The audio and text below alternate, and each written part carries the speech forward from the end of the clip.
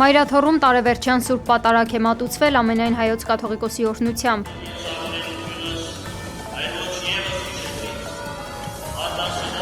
Սուրբ Էջմիածնից մի քանի տասնյակ կիլոմետր հեռու Գառնիի եկեղեցում Հայաստանի վարչապետն է մասնակցել պատարագի։ Նիկոլ Փաշինյանի ժամանելուց ժամեր առաջ եկեղեցու տարածքում մեծ թվով ոստիկաններ էին հավաքվել, մարզպետներ, նախարարներ, կարգալույծ քահանաներ էին ժամանել։ Վարչապետ Փաշինյանին հավաքվածները դիմավորել են ծափերով։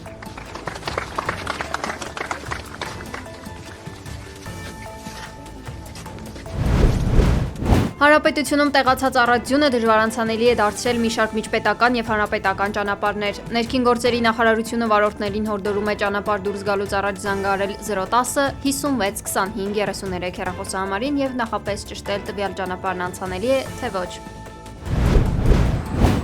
Ձյունը մայրաքաղաքում վթարների պատճառ է դարձել։ Ամենախոշորներից մեկը տեղի է ունեցել մայրաքաղաքի մի հատվածը սնուցող էլեկտրական ենթակայաններից մեկում։ Էրեբունու թանգարան տանող ճանապարհին բռնկված ենթակայանի պատճառով մի քանի ժամ հոսանքազրկվել են Էրեբունի վարչական շրջանն ամբողջությամբ, Սարի թաղը, Խորենացի փողոցը, Տիգրան Մեծի փողոցը, Չարենցի փողոցից մի հատված։ Բարեբախտաբար գիշերվա ընթացքում հրշեջներին հաջողվել է մարել հրդեհը։ Հայաստանը պատրաստվում է Ադրբեջան արտահանել ալյումին, կենդանիներ, միրգ, բանջարեղեն, խմիչքներ, նաև տեքստիլ արտադրանք, հայտնել է էկոնոմիկայի նախարարը։ Նրա խոսքով վերլուծել ու պարզել են, որ Ադրբեջանն ունի այն ապրանքների կարիքը, որոնք Հայաստանն արտահանում է։ Այս պայդրության բավականին մրցունակ գին ենք ստացել վրացական երկաթուղուց, հետևաբար հնարավորությունները շատ են, ինչպես սովորաբար պրակտիկան է եղել, իրենք հայտարարել են, մենք հաստատել ենք, ես կարծում եմ, որ դա լավ պատմություն է, հերթական անգամ կարծում եմ վրացական, ադրբեջանական կողմը հերթական հաջող գործարքի մասին կհայտարարեն, դուք էլ մեզ հարցում կանեք, մենք էլ կհասկանանք։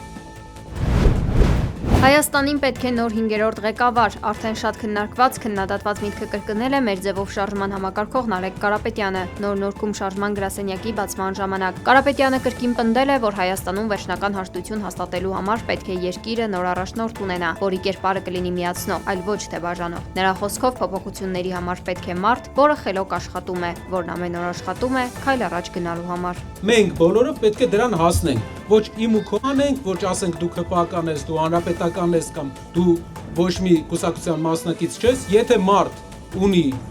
աշխատանքային լավ փորձ, կարող է լավ աշխատել, նա մեր թիմի անդամ է։ Освобождение Димитрова. Արևմուտքում խելացի մարդիկ Կիևին խորհուրդ են տալիս ընդունել խաղաղ կարգավորման առաջարկները, սակայն Ուկրաինայում չեն շտապում, նկատել է Ռուսաստանի նախագահը։ Պուտինն ասել է, եթե Կիևը չի ցանկանում գործնավարտել խաղաղությամբ, ապա բոլոր հարցերը կլուծվեն ռազմական ճանապարհով։ Դաշնության առաջնորդի ելույթին հաջորդել են ռուսական անօդաչու թռչող սարքերի եւ հրթիռների զանգվածային հարձակում մայրաքաղաք Կիևի վրա։ Запорожской области. Последние годы, как и Եթե Ուկրաինայում եվրոպական զորակազմեր տեղակայվեն, ապա դրանք կդառնան Ռուսաստանի զինված ուժերի օրինական թիրախ, 10 գործակալությանն ասել է Ռուսաստանի Դաշնության արտգործնախարար Սերգեյ Լավրովը։ Նրա խոսքով եվրոպացի քաղաքական գործիչների ամբիցիաները բառացիորեն կուրացնում են Ուկրաինայի կառավարությանը։ Մեջբերում նրանք ոչ միայն չեն հետաքրքրվում ուկրաինացիներով, այլև կարծես հոգ չեն տանում սեփական բնակչության մասին։ Украине, которые Միլանում ցուցարարները պահանջել են ազատ արձակել Իտալիայի Պաղեստինյան ասոցիացիայի անդամներին, որոնց իշխանությունները մեղադրում են Համասին ֆինանսավորելու մեջ։ Ուրբաթ Իտալիայի հակաաբեկչական ուժերը ձերբակալել են 9 մարդու, այդ թվում կազմակերպության նախագահ պաղեստինցի ճարտարապետ Մոհամեդ Հանունին։ Իտալիայի ոստիկանությունը հայտնել է, որ 9 կասկածյալները ձերբակալվել են 2 տարուց ավելի Համասի համար մոտ 7 միլիոն եվրո հավաքագրելու կասկածանքով։